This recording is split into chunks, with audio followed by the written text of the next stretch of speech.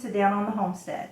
Today I'm going to show you how easy it is to can field peas. I have white acres and zippers.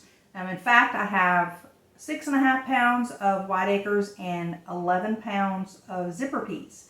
So just going to show you, like I said, how easy it is.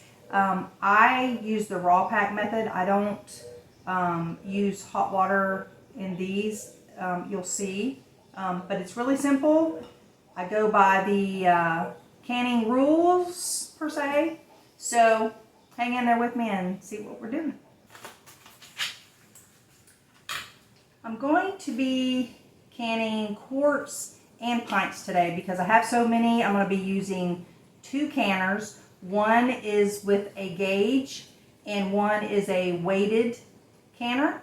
So I'll show you the difference. But what I'm going to do next is I'm going to wash my peas really good first, and then I'll put them in the jars and show you how that's done.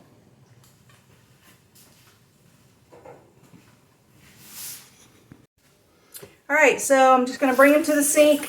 I don't put a whole lot in here at one time so I can make sure that I get them rinsed really well. If you put a whole lot in there, you're more apt to miss maybe some strings from the outer shells. I just like to do a little bit at a time. Maybe takes a little longer, but that's just how I do it. So, like I said, I just really make sure this is washed. I don't wash these 3 or 4 times because I have so many of these, it would take me all day to do this. So, I just, if I see any little trash in there, I try to get that out and just get those rinsed really, really well. And then after I rinse these, I will put these in a clean bowl, and then I'll go from there over to my jars and fill my jars.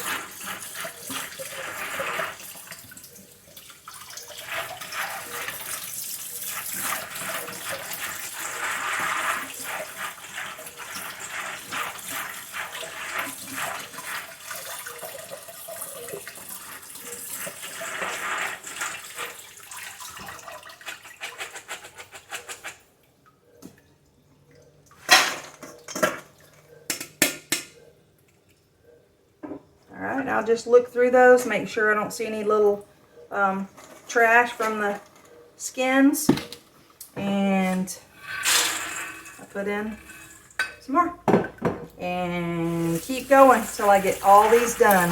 I actually have 11 pounds of zipper peas and 6.5 pounds of white acre peas. So, it's going to take me a while.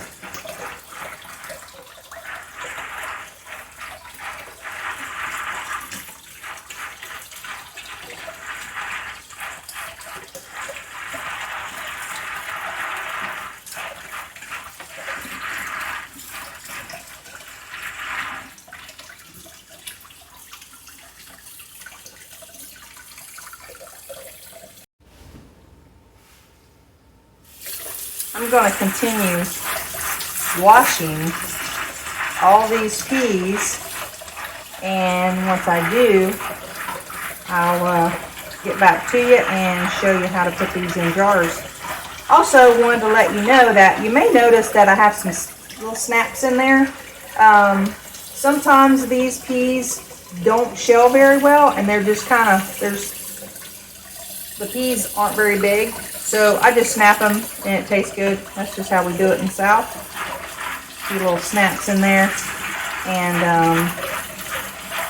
I will just keep doing this. And we'll see you in a little bit.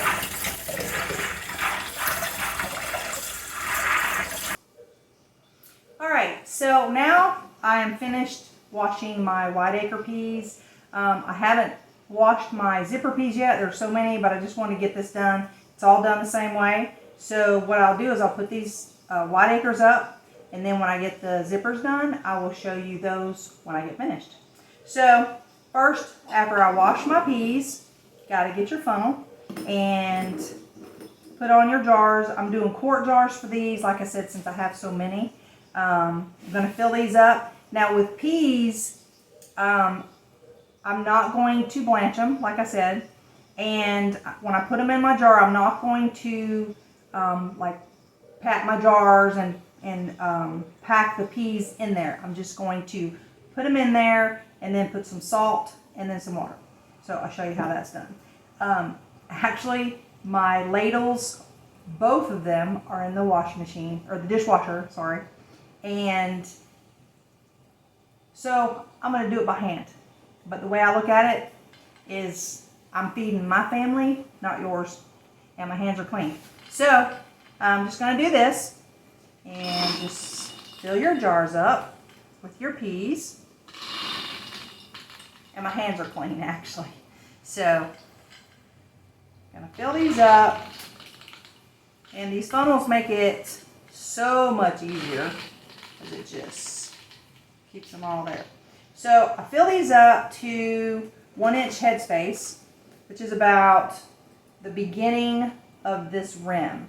So, like I said, I don't pack them, just going to leave them like that. And just keep filling my jars with the peas. This is seriously so easy. And I do like to raw pack and not do the hot pack method because half the time I start something and then I have to go do something else. And then if you have your jars in the oven, keeping them hot, it's just a mess. So I just do this, and if I have to walk away for a minute, a few minutes, an hour, whatever, I do that. So that's why I like to do this. Just fill these up. It's so simple. Now, a lot of my friends, I hear all the time that they're scared, terrified to use a pressure canner. And I was the same exact way. I was scared I was going to blow my house up. And I didn't. And once you do it, you'll be like, oh man, that's so easy. And it really is. So don't be scared. Just follow the directions in your canning book. If you watch some videos online, just do what they say, and it's really easy. I'm going to go through it with you so you'll see how easy it is. Yes, I was intimidated at first. There was a little string in there from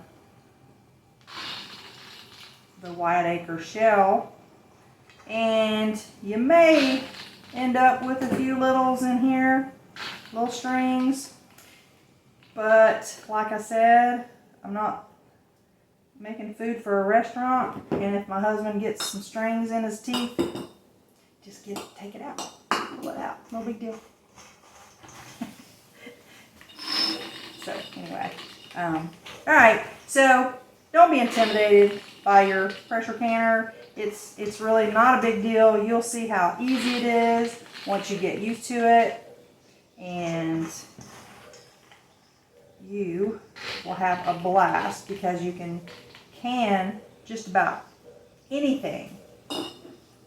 I can a lot of meat. I obviously can a lot of peas because we grow our own peas, and so I'm canning lots of peas. I'm probably not going to have enough to fill this jar, so I may, I'm going to put this jar, I'm going to do these in a pint jar, but I'm just going to finish this up, so I'll show you, and then I'll put have a few quart jars of zipper peas. Like I said, I'll come back in a little bit, and when I have them all finished, or almost finished. So, but yeah, we have a lot of peas because I can promise you that I'm not going to starve. I may be eating rice and peas, but I will have food.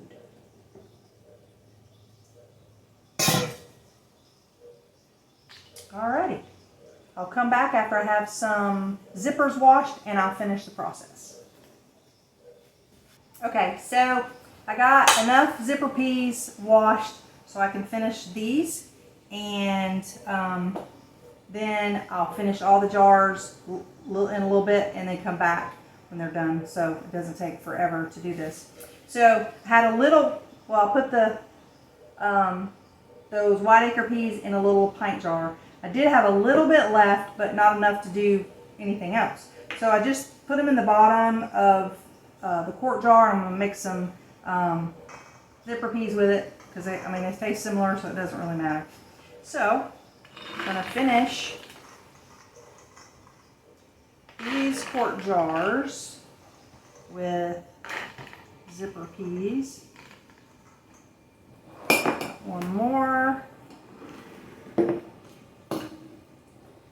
I'll do that.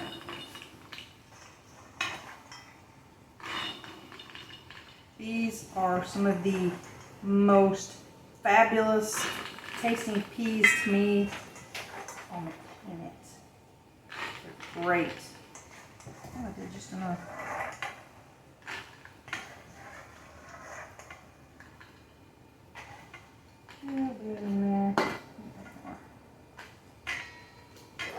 Alright, so I got that done. Got them in the jars. So now what I'll do, now you do not have to add salt, which is the beauty of canning. You can put what you want in your jars. You know what you're eating. If you're not supposed to have salt, then you cannot add salt. I actually like salt a little bit. We don't overdo it. But if you notice, if you ever look in any canned peas or green beans, the sodium level is outrageous. I know what's going in my jars, so that's the beauty of it. All right, so quart jars, you use a teaspoon of salt. You just pour it right on the top. And it's just so simple. Like I said, if you don't want to add that, that's fine. Now, do not use regular table salt. When you add salt to your canning, make sure you use a canning salt. This is what I use. It's a pickling and canning salt. Use something like this. You can use sea salt. So make sure that you use the correct salt and not table salt. All right. The dishwasher is running. I don't know if you can hear it, but my measuring cups are in there too. So just taking some water, and this is cold. Just fill up to about 1 inch headspace, which is at the beginning of where the neck comes, narrow. And you just, that's what you do. Just pour those up. Oops, it's a little bit much. All right, now let me get some more water and I'll come right back.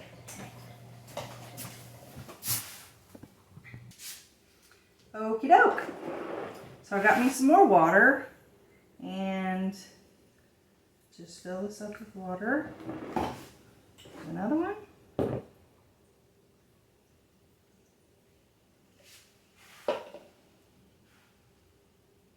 I'm telling you, this is so easy to do, and they're so good, especially on nights where if you work or you've been out in the garden all day or whatever, you just don't feel like cooking. You can just go in your pantry and get a jar of homegrown zipper peas or white acre peas. It's awesome. All right, so just make sure that you have that. And once you get your water in, you can use a debubbler that you buy, which is part of canning. You can also use a butter knife, but I have found that, I'll show you what I like to use.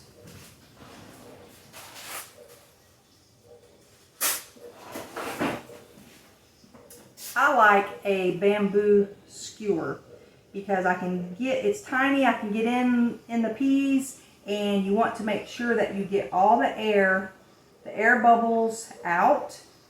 And it, like if I've used a debubbler and I push it down in there and I pull it up, sometimes it pulls whatever's in there up and out of the jar. So this is great. I've just started doing this, and that's what I do.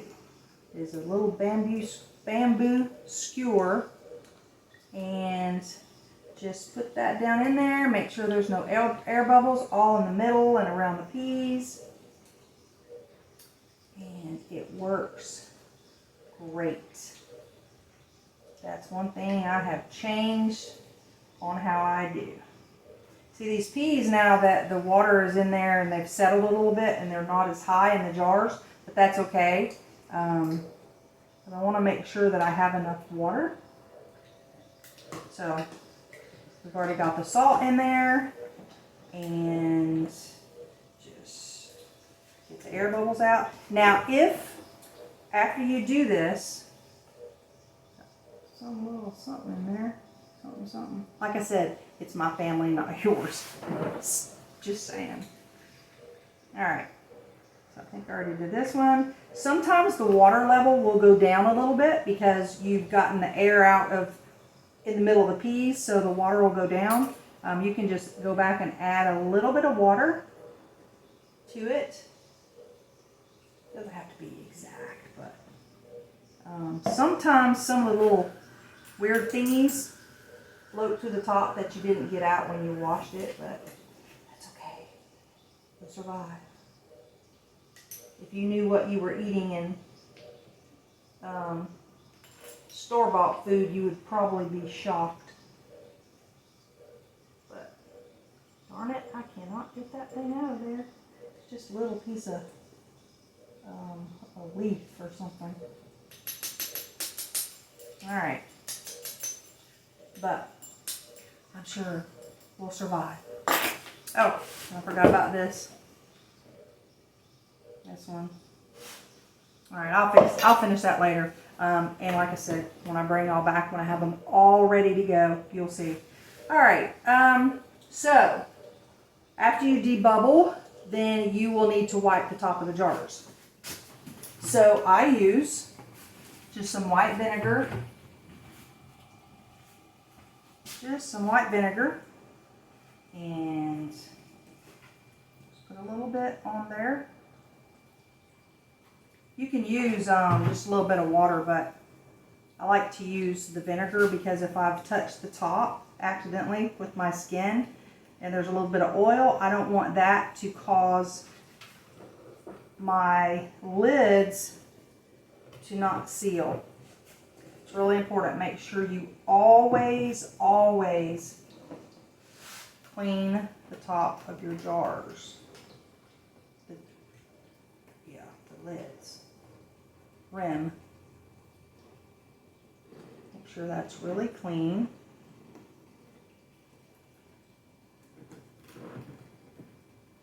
Alrighty. So that's done. And after that, I have the lids just simmering in some warm water on the stove. You don't have to, usually you have to boil the lids, but now you don't. I say just wash it with a little warm water. And I have my little magnetic tool, which is fantastic, so you're not trying to reach down in the hot water, which really doesn't have to be hot water anymore. But anyway, that's how I do it. So just take the lids, put them right on the top.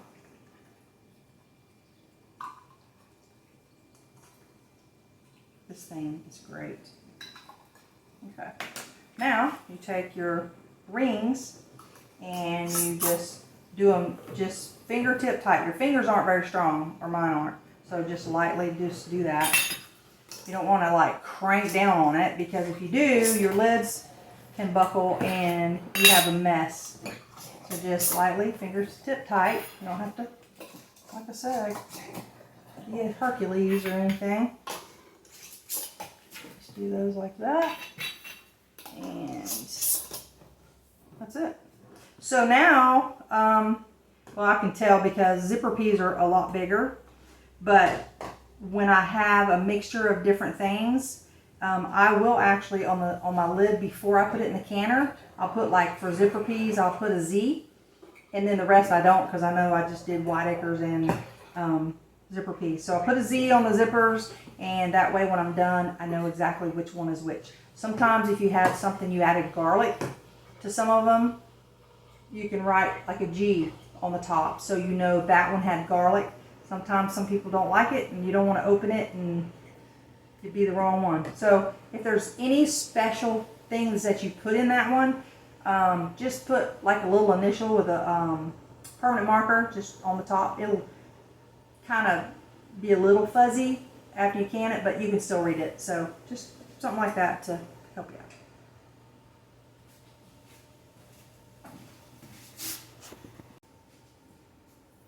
Alright, so I'm actually not finished, but this is actually more than 2 full canners. So I got 15 pints and 7 quarts, and I still have a bowl of zippers. Thinking probably 4 or 5 pints left, so I'll do those later. Also, I want to clarify that when you put salt in these, it is a teaspoon for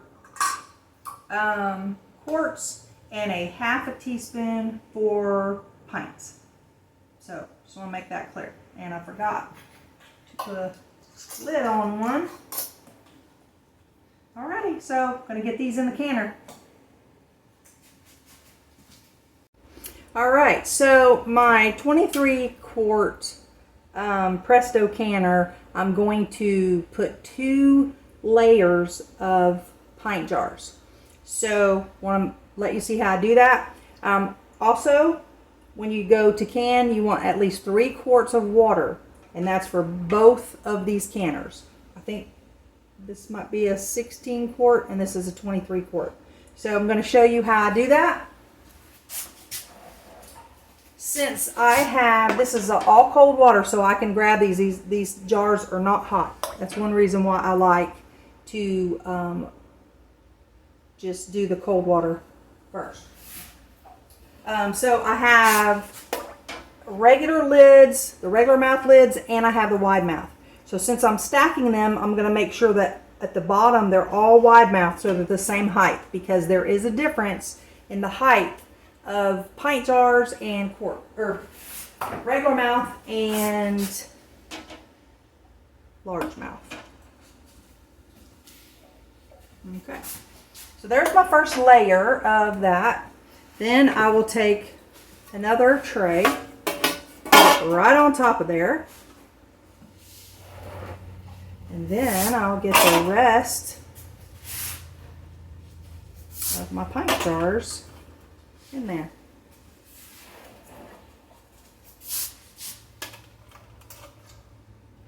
I think I actually ended up with one too many pints, so I'll have to do that later with the other ones. And when I put the 3 quarts of water at the beginning of this, I also put probably a couple tablespoons of the white vinegar, and it will make sure it keeps your jars nice and clear instead of cloudy if you have hard water. I just always do it. So now that I have that, I put the lid on.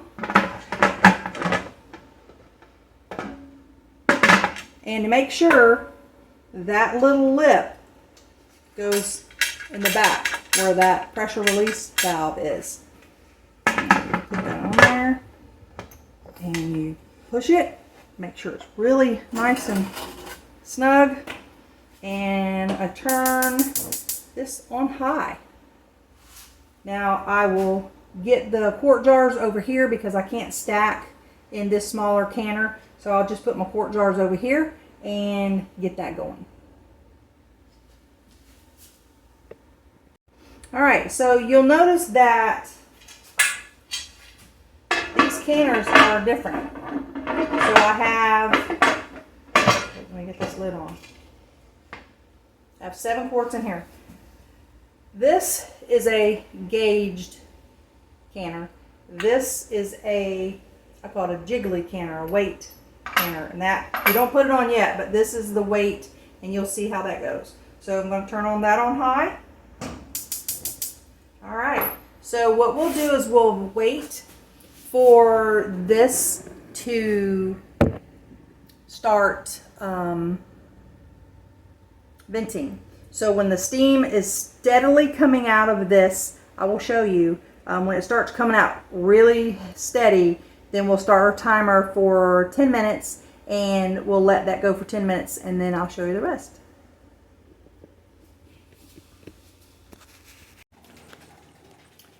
Alrighty, so the smaller pressure canner actually heats up faster. So that is actually a pretty steady stream. So I will start my timer for that canner for 10 minutes. And after 10 minutes, then we put the weight on that, and I'll show you when it gets there.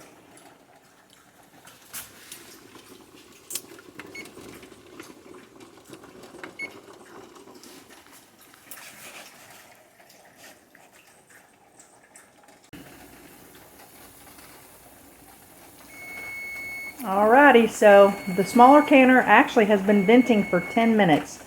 The other one is just now starting to vent okay, so I'll start the 10-minute timer on that one. So anyway, so this one's ready to put the weight on, and you'll see that in the back, that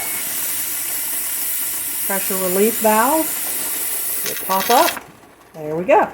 So now this canner will start building pressure.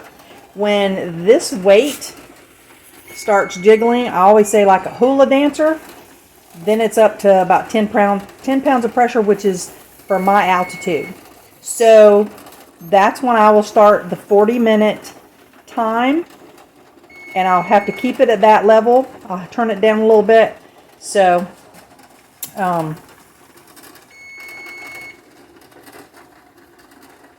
okay, so I have two different things going at the same time. Well, on the left just started jiggling, so I will turn that down a little bit. I don't turn it down too much. I'll turn it from high to about between 5 and 6, and make sure that keeps jiggling. See how that looks like a little hula dancer? This has been venting for 10 minutes, and hopefully that will pop up pretty fast. Sometimes it takes a little bit. So when that pressure relief valve pops up, then it'll start building pressure, and I'll wait till it gets to about 10. That one I just have to keep an eye on and making sure it's still doing the little hula dance. Alright, so this one is up to 10 pounds. So what I'll do is I'll turn this down. It's actually on high right now, and I usually turn it down to about 5. And then I'll keep watching this gauge. If it keeps going up a little bit, I'll drop it down, which I've canned on this a lot. So I end up going down to about 1.5 to keep it about steady. So now I will start my timer at 40 minutes. And this one is just rocking along. It's only got 23 minutes left. So that's just a nice little steady. I went from a high to about, it's on a 2 right now. So it just depends on your stove. They're all different. Like if it's a gas stove, they're different BTUs. So mine, I end up putting it down to about a 1.5 on both sides, and that keeps it pretty steady. You just have to keep an eye on it. This is when you do not leave. You do not go water your garden. You do not go talk to your neighbor. You do not go watch TV. When you're pressure canning, you have to keep an eye on this. If the pressure goes below 10 pounds, that stops jiggling, and this goes below 10, no matter where you're at in the process, you have to start all over. So, see, it's creeping up a little bit. So I've got it turned down to about a 2. And see if that kind of holds it. If it keeps going up, I'll just turn it down a little bit. Just do it in little bitty increments when you're trying to get it just right. So that one, like I said, is on about a 2, and it's holding pretty steady. So we'll start our timer.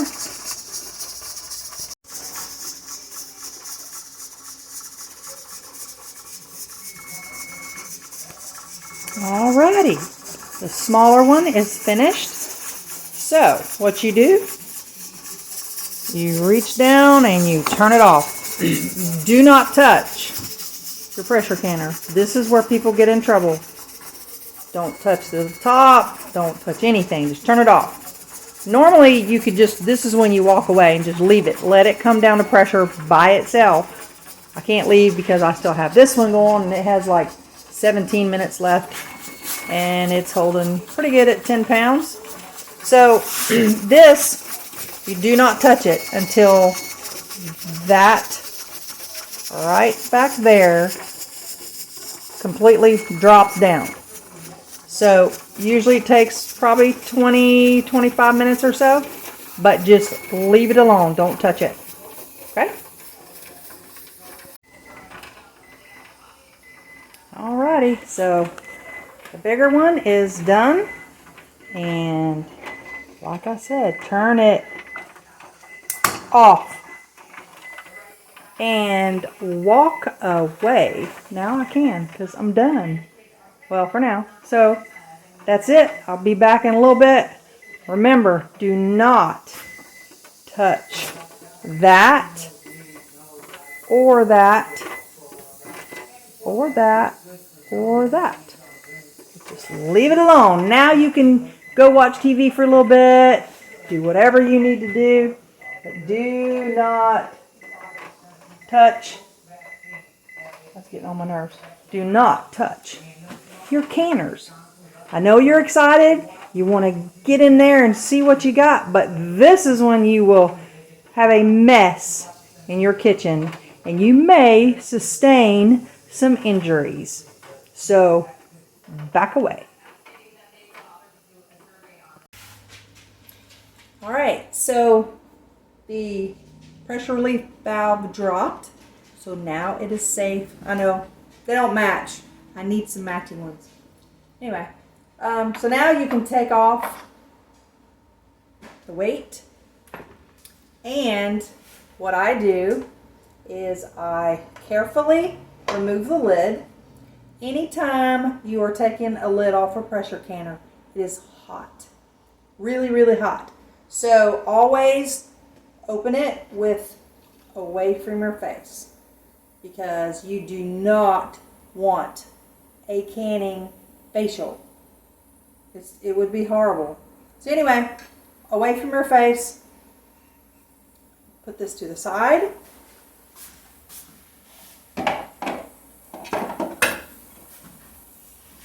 And then what I do is I put my timer on for 5 minutes, and I let it just cool with, mixing with the cool air in here. 5 minutes. Once that goes off, then I remove my jars. So in 5 minutes, I'll come back. All right. The timer's gone off. These sat for 5 minutes, and actually not long after these, I took the lid off of this. This one dropped, so it's almost ready to take out of the canner too.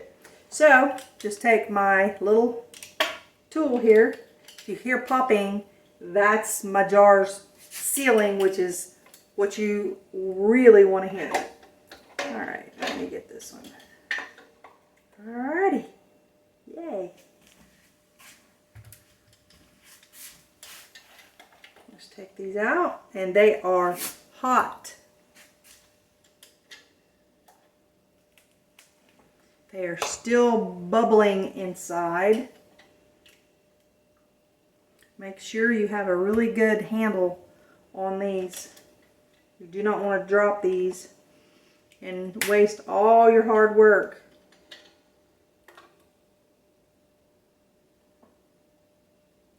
Alrighty. Oh, those are so pretty. Okay.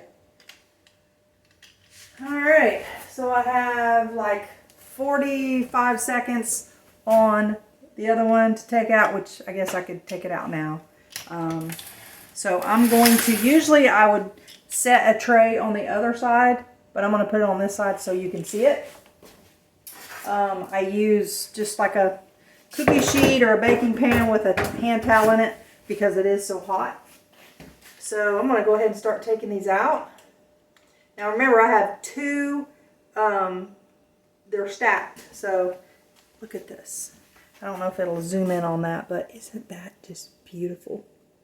Oh, zipper peas. Okay.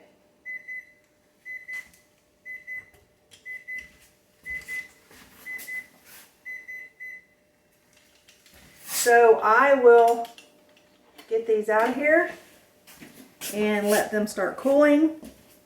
Like I said, when you start hearing the pings, that is a sound that you definitely want to hear a lot of. When they hear that pop, that is sealed.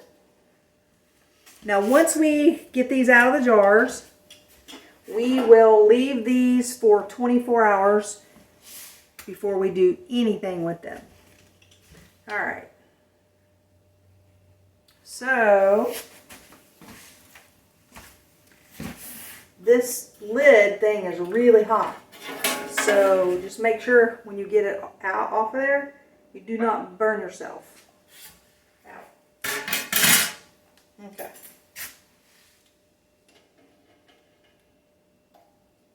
So beautiful. Makes all the work worthwhile when you see these beautiful jars of home canned peas that you know what's in them. When you get something from the grocery store or even eat at a restaurant, you have no idea. You might find a part of a roach, part of a mouse, rat poop. I mean, you hear about it. But I can promise you that you won't see any of that in my jars. I know what's in them. Not a lot of preservatives. The only thing I have are peas, water, and canning salt. That's it. Hear that? That's the sound. So, I guess that's it. I know it seems like a long process, but it's really not. You basically wash your peas, put them in your jars, put water in, salt, just wipe the lids, put the lids on, or wipe the rims, put the lids on, top, and pressure can. That's it. So I just wanted to kind of get into a little bit of detail because I know a lot of my friends are have never canned before. So I want to go over basically the canning process. But once you see what you really actually do, it's really simple. So appreciate you watching, and make sure that you subscribe. My channel can't grow if I don't get subscribers. Make sure you like and hit the little bell, and you'll get notified when I upload new videos. So have lots of ideas. I've been kind of slacking a little bit, but I've been so busy canning, I just didn't really have time to just stop because you have to set up your shots and all that, all that stuff. So I really appreciate your help. And if you have any questions, if you have any suggestions, please make sure you comment below because that's important. Once again, thank you so much for watching Down on the Homestead. Y'all have a great one.